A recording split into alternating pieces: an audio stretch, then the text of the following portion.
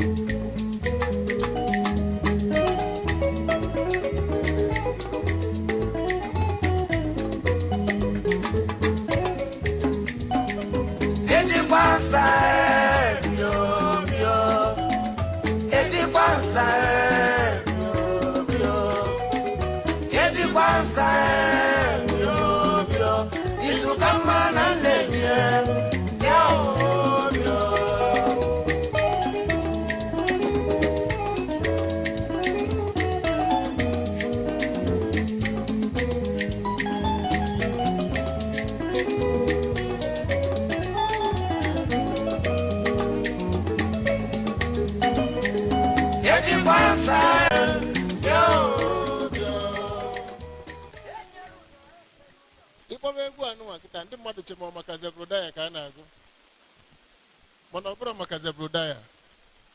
Egwu a bụ maka Aba. Ọ kpọrọ anya ehie Toyota Crown, Mike Merchandise Electronics Dealer. Ị gaa na dị egwu ị ga-agụ ka ọ kpọgide afa ndị niile na-eme biznes na Aba. O nwere biznes afọ na-emezi exist tata. Ije Aba, Aba bụzi a shadow of itself. O nwere onye believe na Aba bụ the home of ndị Anambra, ndị Imo, ndị Port Harcourt, ndị Rivers. Onye ọbụla evu bụ mmadụ bi na Aba at that time. Mike Nkwoji bụ onye Enugu Ukwu. Chuks Okolie, glass dealer, bụ onye Anambra State, obi na Aba. Akajiak onye Mbaise na Aba. Mana ilu Aba tata, Aba dị ka ebe a gbara ọsọ. Maka gịnị?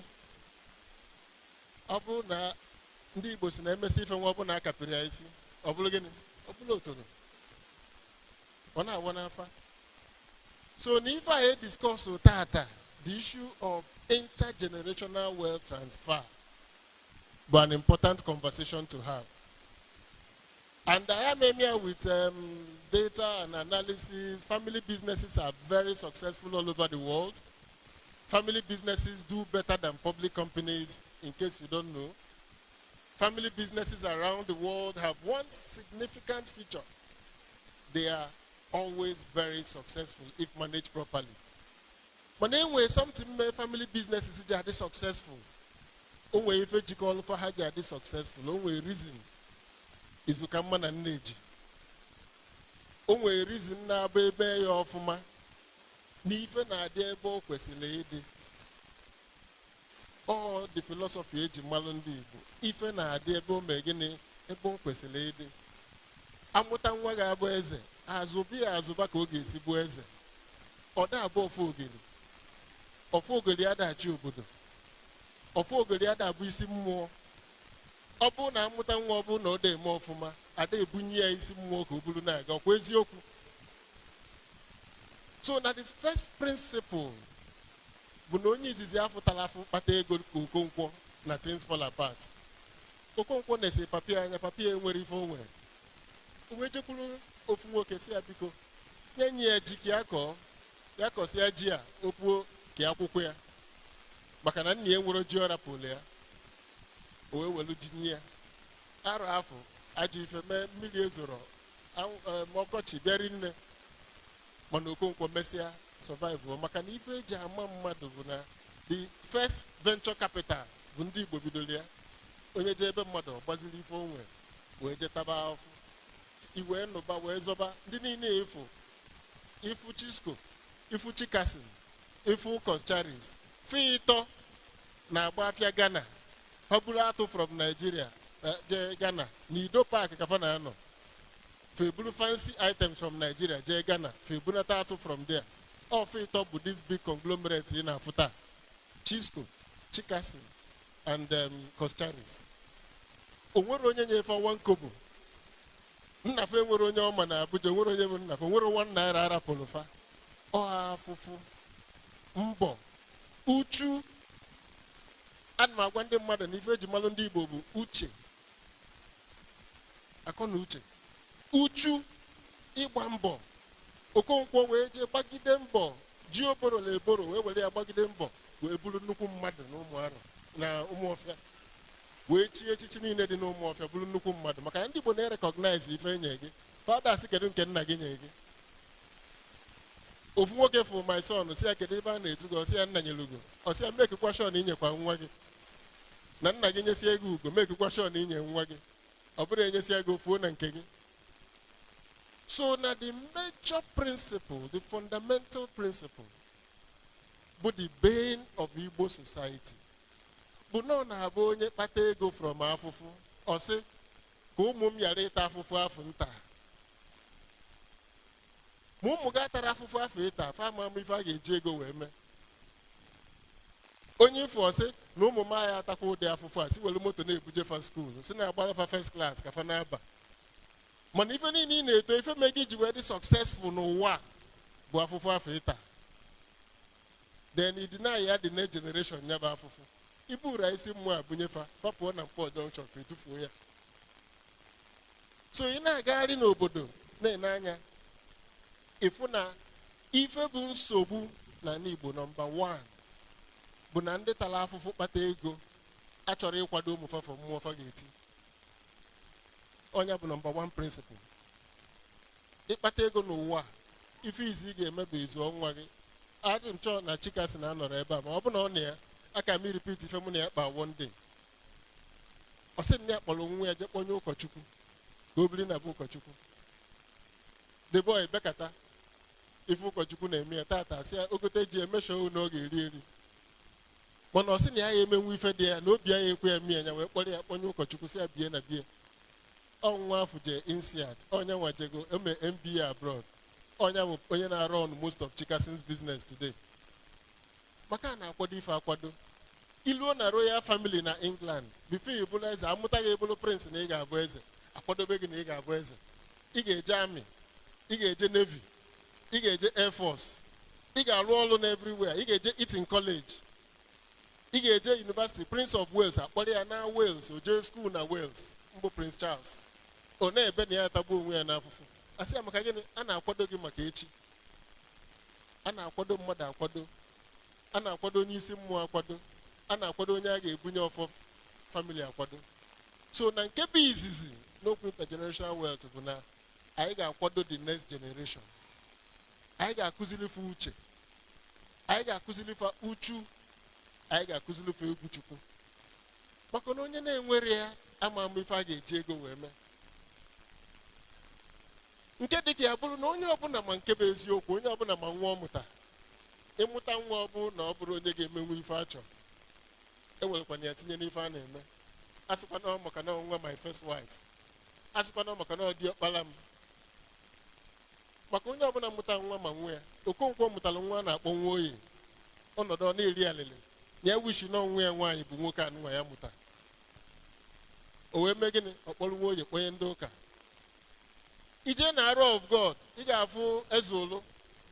Onesia dị ọkpara ya anya bụ edogo. Na ya anya fee n'isi. Well, nke ọbụla mmụọ chuzu ya ka a ga-eme. When nke ga-abụ ilu ifu ya ifu na-akwadola onye ahụ akwado, ifu the person ifu na-akwadola ya akwado, ifu na-akwadola ya maka echi, akwadola ya n'oge eme ife echi pụta ịmụta nwa ibido from nwata kwadobe ya. So onye ọbụla ma nwa ọmụta, family business does not mean family run. It means that no family nwe mana a ga-achọta ndị ga-arụ ọnụ ya bụ business.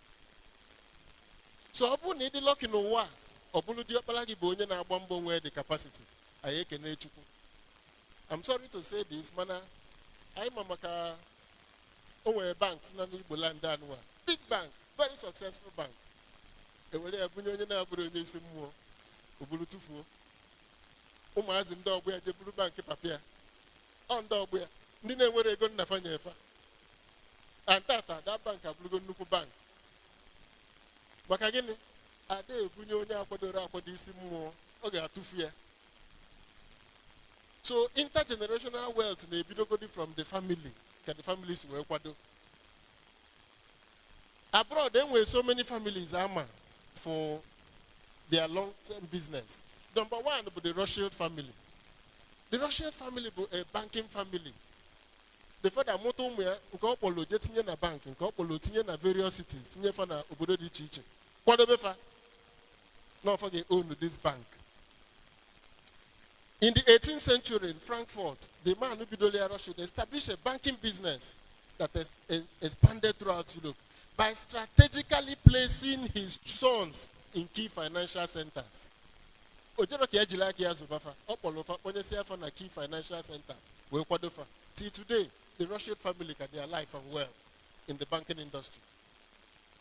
Sam Walton, the owner of this shop, America, like Walmart.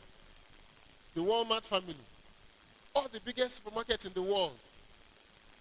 The Walmart family is such that the danger of Nnewi market, of Onitsha market, which one day can Walmart to know in Nigeria. Makafa watching you in Nigeria. If you eat $1 million a day to in China, eat $200,000, $5 million. Mba, someone eji 150 million, 1 billion they go to China. So if you put here, the price are below 50% off from carbon ego with $1 million. Money, the more interesting thing, they don't carry inventory. They go to the money. They put everything in a Walmart. Makagini, the family, some water in Kwadolumuya Kwado for every fanota. Okwadolumuya Kwado. Okwado, the family, our family wealth. They went public. Manumuya, about 6 of them. They are in the richest part of the world. They are not good rich people in the world. And I go more independently. Makagini, Akwado for Akwado. Ipatana obodo dika Nigeria, in India, the Ambani brothers, their father without a will. Makaka gabi okuya dem sure na afam na hioge ku maka will and trust. Ofunna. We na anu ogo an na kole makia. Ogo enwero end. MSC ke the business into two. Onye nke awolo telecommunications, onye nke awolo industry. Still, the ogo ake biro low tata, the two brothers kanano. Makageni, their father akwadoro for tomorrow.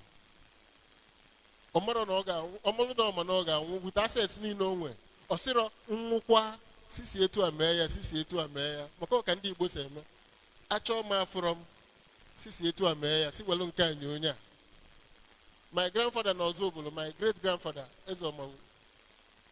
Osi nwe ya nwoke eweti gi ṅụọ na nke anu nwabani, mana nke no mmadu ji wee gbaziri m ego. Ọ bụ na ndị bịa wetakwa ego afọ nyekwa fa na fa back. Ọ ka ndị Igbo si agwa ụmụ okwu. Akpata onye Igbo ji asị na nna m gwa m. My father told me, the most important quote onye Igbo ga-asị na nna m gwa m na-etu aka ọ dị maka ọ na-abụ ọbịa ọsị gị achọkwa m afụrọ m sikwa etu a mee ya. Enwere onye a na-akpọ akala aka Nnewi. Okwunu m ya. Ọ kwadosiri ife akwado. Nesia nwe anya ifo nwe ya ifo na-emesi ET power. Na-eme maka gịnị a na-akwado mmadụ akwado. Akwadola obi ọra akwado. Yes. Ka o ji eme ife ọ na-eme. O take good thing bigger than eme papia nọ. Ije na ọzọ bụla ị ga-afụ onye na-akpọ nne eto ọra zilike. Ife eji mara papia bụ rod. Whenever they will go my road, my everything, my hotel, oil and gas, take it to the next level. Makagini, akwadoli akwado. And akwado mother akwado for you more. So, he take the Ambani family. He take even the Gucci family. Fanugi the logo, look at dog, destroy your value. But even in Nigeria, I'm on the board of a company. That company in Kaduna, part of the shareholders, but the Dan Tata family. This is now 3 generations of Dan Tata family. They are invested in all the segments of Nigeria economy. On Abana, if Dan Tata were the shocked. They saw 9 years on a board. If you are a man, if his submission at the board, a man, so no nyo bonapo mwelego palego na any family. Iga akwado the next generation. Independent data na emo ofuma. Enwe the case of Santo Domingo Group na Latin America. The man will be the conglomerate of brewing business. Mana nwe take the business over. From beer production, they diversified under his son into multiple sectors, media, telecommunications, and finance. Upon his death, his son, Alejandro, took over the business again and continued his father's legacy of diversification and strategic investment and has navigated the business to the next generation. So if you look at the Gucci and Santo Domingo family, they offer valuable lessons in family business and wealth transfer. The Gucci story reminds us of the importance of family unity and effective governance, while the Santo Domingo family demonstrates the power of diversification and strategic leadership. Onye papia na-azụ palm oil. Eputakwazu akwa the palm oil every day. The man ekwadoro for the future. Because he get to the next level. Either they get backward integration to the farm. Either they diversify the business to the future, to the products coming out of the palm oil. He continue to oil. He can go, but the business will be overtaken. Abuni nani femena oge slave trade.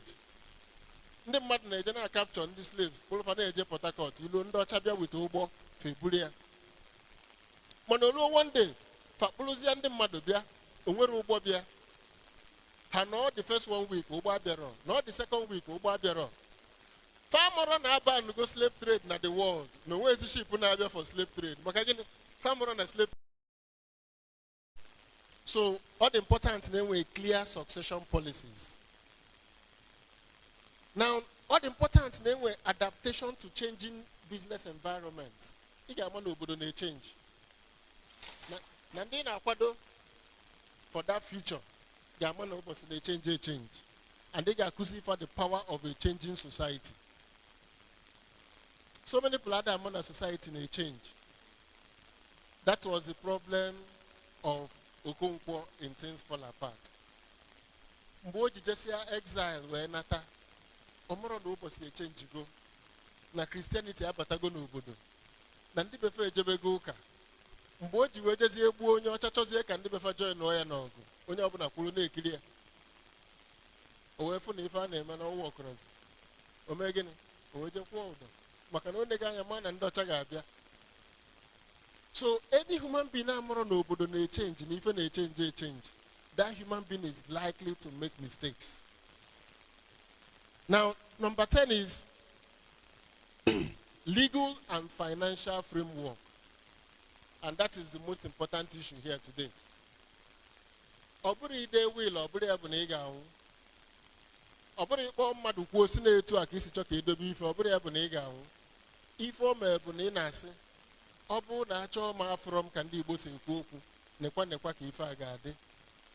Ọgụ a na-anụ na be Ojukwu transport ọkwa maka will or no will. Ọ bụrụ eziokwu. Ọkwa ka na court ife a bụ almost how many years after the man? We are getting to 60 years. A ka na-ekpe Ojukwu transport company.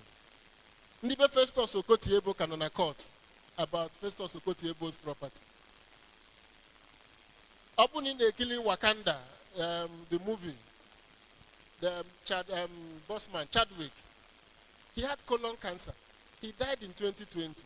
But for some strange reason, what was the implication of that? His assets, according to California law, was divided into 3 ways. The wife took one part, 1 point something million dollars. He had about 3 point something million dollars in assets. The family, the parents, took 1/2, and the state of California took 1/3. So he lost 1/3 of his assets to the state by simply not writing a will and saying, this is how it should be shared. He could have saved himself of that 30% he gave up to the state of California. So, being able to plan your succession. But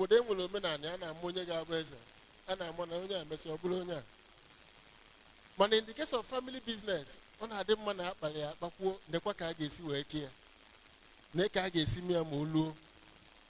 so, what do successful generational businesses have in common? They prioritize planning. They are always planning. They make it clear, this is our plan. This is how the business will go. Visionary owners are always planning for the future. Number 2, they have long-term thinking. A business that will outlive the owner must have long-term thinking. So, I will not have sweet, we get sweet, ebunata sweet, but they go. Abu ni hena gafe kitabu biscuit, it was biscuit. So you will know that your business is of a short-term nature.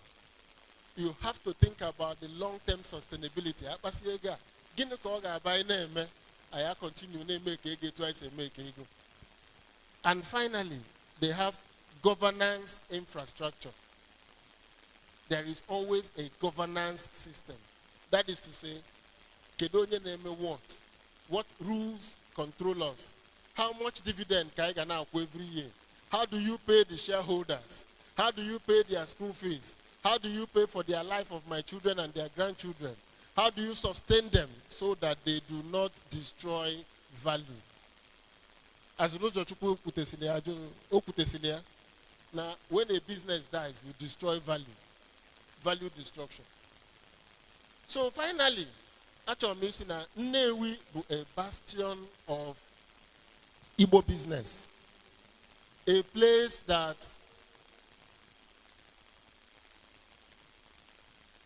Forbes magazine has had to write about Nnewi, the town of the billionaires. Forbes magazine is a foremost financial magazine, so far they're in vain. But there is something that Nnewi people must do. They must do what Igwe Orizu has called us here to do, to plan about the next generation. That next generation, was also family business. But that generation, that thing that made Nnewi successful, that Uche, that Uchu, that Ibambo that made Nnewi successful, I am accusing at the next generation. Are they learning that in the next generation? The schools in Nnewi, are they teaching the students in Nnewi that culture that will take them to the global industry? Because it's not enough to say no Muge. For most part, most of the big men in Nnewi, Omufa will never come back to Nnewi. In the child school in America and London, they may probably never come back to Nnewi. Kidnappers, so they will never come back. It is these people not here. India for Bodo Wakaka Wezu. Mbundi Igbo Bundi Igbo. On a Bodo Bia Palo, Kedunwa Makuko Nobodo, Ezigi Obodo Igbo. Kedunwa Mulafia, Nazwafia of Fuma, a duo you know. Actually, can they withdraw their next generation no? Kafa invest here in their schools, in their education. I conducted a study last 2 weeks in Idemili North, Idemili South, randomly selected students. For an exam na my CBT center. 90% of them had not done a computer-based test before that day. And they were preparing for JAM. So these students, nobody is investing in them. I felt so bad. I said I will open my center every weekend in the Madabiana how to use the computer free. Because those are the people that will stay. Our children will not stay. They are the ones that will make Obosi work. They are the ones that will make Nnewi work. They are the ones that are all on a local government. All from all on a Nnewi General Hospital. All from Wagabu security men. All from Wagaba police. All from Wagaba army. All from the future of Igbo society. Oburanda anunga no nobodo Igbo. Faga no na Zen. Faga no na Wells Fargo. Faga no na onye bi osege na nwam no with Microsoft. Nwam no with KPMC. Wonderful things. I love it. But Opera Faga make this place work. Ina batane wikita na ilodu na Nnewi. Who's the area to come into Nnewi? Government will case in Faga or not. Nnewi his own government. That government should be able to collect property taxes and fix infrastructure in Nnewi. Nnewi have no reason to wait for the government of Anambra State. Nnewi has absolutely no reason. It is a disgrace to the name of Nnewi. N'ụzọ gafee n'afịa afọ eji ama atụ. Ife eji ama atụ. Ife the world na-ekwu maka ya. N'ụzọ agara ya. Asị maka gịnị na gọọmenti alụrụ ụzọ. How? With all these properties in Nnewi, ha na-akwụ 100,000 naira every year. Nnewi can have a governance structure. Nnewi not with a single local government. Transition chairman, you should stop thinking about federal allocation and state allocation. Think about Nnewi as an organic entity. Think about Nnewi as capable of investing in its future.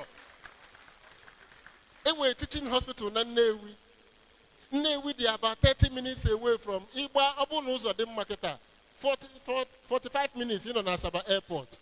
Igbo, 1 hour in on Owerri Airport. Another 50 minutes in on Anambra Airport. Nnewi can be the center of medical tourism in Nigeria. Makagini. One no working on Rift Eba Noa. Kenafia Okuosa, Meko Okuosa. Unwe cardiovascular hospital na Rift here. Iba straight uza kete banyo Rift. Igafe ije nanke Okija. Nanke next oil. Unwe pediatric hospital. Plus a teaching hospital in Nnewi. Why is this place not the center of medical tourism in Nigeria? Why are Nnewi people waiting for the government? The government of Nigeria is a failed government. It's not going to work. The government of Nigeria is failed.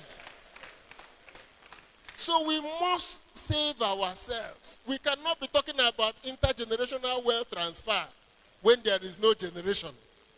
We must build that generation first. Even Adiebo Kweseledi. And then they will be able to. So, open and then they were manani. We vision for Nnewi. The next 30 years, where would Nnewi be? Where will our schools be? Where will Okongu Grammar School be? Where will students coming out of here be? The story of Nnewi is not the story of Mmesoma. The story of Nnewi is the story of brilliant people who are in the market, toiling every day. Those boys in the market need education. We must create that next generation for us to be able to transfer wealth. Wealth is not just family wealth. Wealth is the collective effort of transferring the knowledge and skills of a previous generation to the next generation. Once you transfer it, you sustain that society. Once you transfer it, then you live in that world I call Niger, which is different from Nigeria. In Niger, if you go around the world, they are playing Nigerian music. A quota system are going. If you open the quota system movie. In a movie, you open other work. In Niger, everything is competition. The future of Nnewi is the future of Niger, where everybody here has suffered, worked hard to make well. We must hand that over to the next generation. Hello.